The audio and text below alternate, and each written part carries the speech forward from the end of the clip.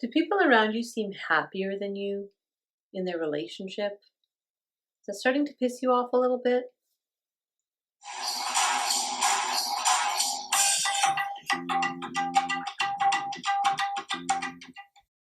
Hi there, and welcome back to Ask Dr. Saira, the show where I answer your questions about spirituality, relationships, and mental health. Here we go with our question of the day that is from Hanif. Hanif says, other people seem to have a better marriage than we do. What are we doing wrong? Other people seem to have a better marriage than we do. What are we doing wrong? That's a tough one. First of all, because I don't know much about your marriage. And so if you were in front of me, we could have a conversation. I could ask you a bunch of questions and get a better perspective. But in general, this is not a question. This is not a new question. I hear this question from people all the time that like these people seem to be, they figured it out. Like they're in step, they're in sync, they're happy together. They seem to be like, they've got everything. They've got the stuff, they've got the relationship, they've got the bond. What are we doing wrong? So the first thing I want to remind you about is the quicksand of comparison. Okay, the quicksand. When we compare ourselves to other people, there will always be somebody who's having it better than us and always be somebody who's having it worse than us. Like look around, you'll find people who are doing way better in their relationship than you and people who are doing way worse as well than you. And so I would say, like, right off the bat, comparing ourselves to other people is a trap. It is such a trap because there'll always be someone out there who's doing it better than you are. Pick any category of life, not just relationships, right?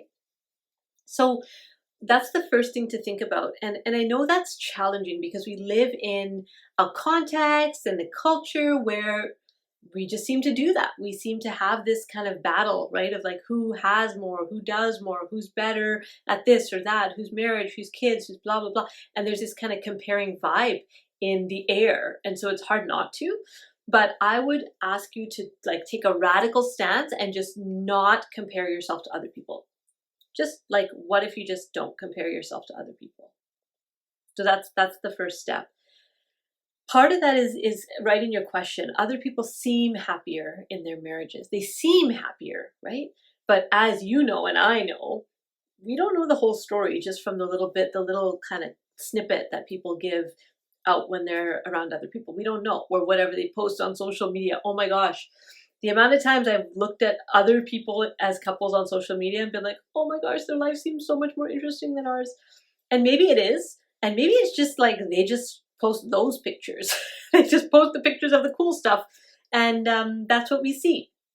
So be really, really careful with the quicksand of comparison and be mindful that things are not always as they seem, right? That they're really not always as they seem. And I can tell you this like as an insider, because there's people who come for counseling who nobody in their life would ever know that there's anything wrong because they've actually designed it that way. They don't want anybody to know.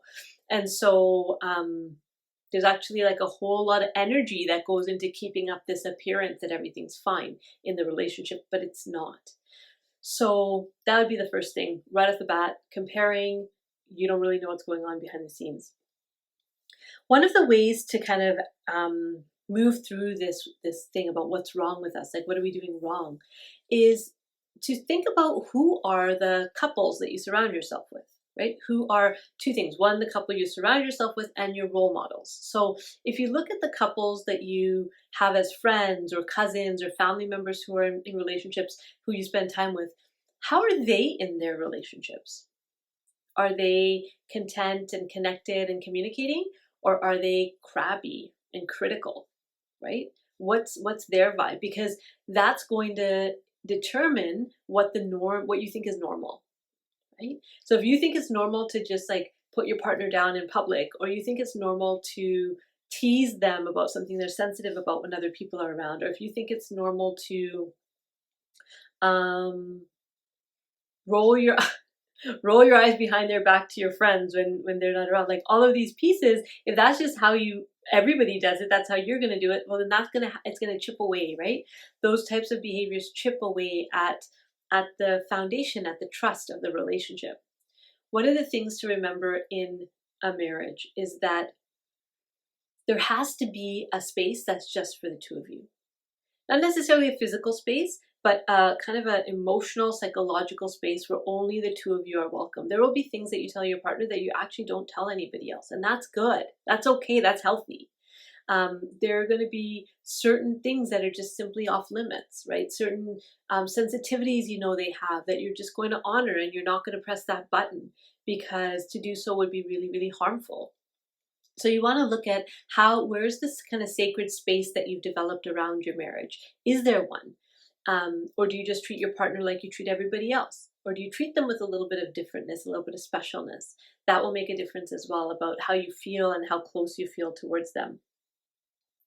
So who's around you and who are your role models? Like if you look at your parents or their parents or kind of people in that generation of elders in your cohort, are there mentors or role models of the kind of marriage that you want? Maybe there isn't. Maybe you have to be that person for the next generations. But if there's somebody who you're looking to as somebody you look up to as far as I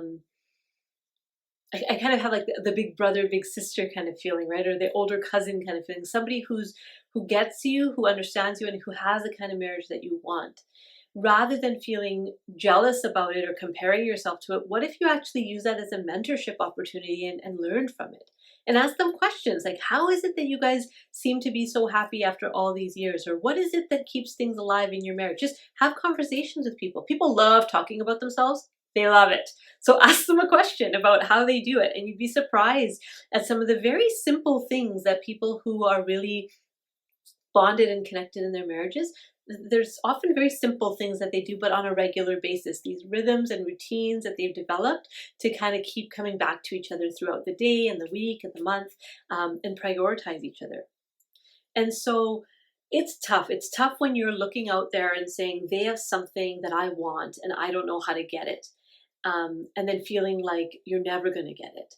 But again, what if we turned it around and we just allowed us to help each other? What if we allowed people to help us and kind of get a peek in and like, oh, maybe I could do this differently. Maybe I could do that differently. It doesn't mean you have to like necessarily spill your beans, spill your guts out to someone and tell them all your problems. But what it means is that you're starting to get creative with how you find solutions, right? Rather than just feeling bad about the problem, you're moving towards solutions. And that was your question. What do we do about that, right? What specifically you said, what are we doing wrong? So you could be doing many things wrong. One of them is, how do you fight? Do you fight fair? So that means when you're arguing with each other, are there certain kind of parameters that you have around your argument? Like there's certain, like we won't call each other names. We won't swear at each other. We won't bring up the past. We'll stick to the present issue. If we need a break from the conversation, we'll pick a time to come back to the conversation. These are just the basic kind of principles that we can engage so that our disagreements also don't become like a sticky point in the relationship. Because every relationship is going to have challenges and sticky points and difficult conversations. But if we have certain parameters, certain agreed upon parameters, don't shout, don't raise your voice. And if you feel like you need to raise your voice, then that's the moment to take a step back and disengage, right? And then come back at a later time. Another great rule that was given to us by one of my mentors is don't have any serious conversations after 8:30 p.m. Because after that time of night, all we want to do is like rest, make love maybe, and relax. Like we don't want to be thinking too much, and our mind is not even really that capable of thinking. Unless you're a night shift worker, different story. But for those of us who work day jobs, by the evening your willpower is exhausted, right? Like you've used up all your willpower and all your like good social norms in the day to like not, punch anyone in the face. And then by the evening you're just like, oh my gosh, I can't take one more problem, one more challenge. And so we want to have those meaningful conversations when we're fresh, when we're able to problem solve, not just in a place of blaming and shaming each other, right? So those could be some of the things that you may be doing wrong. One of the people to ask is actually your partner. I bet you if you ask your partner, they will tell you what you're doing wrong. Be ready to hear it. Be ready to like be open to hearing it, but really with a sense of curiosity of like, what are we doing wrong? What could we maybe be doing differently so that we connect and we be the kind of couple that we see and that we admire. So those are my thoughts for today. Hopefully that was helpful, and I will see you next time.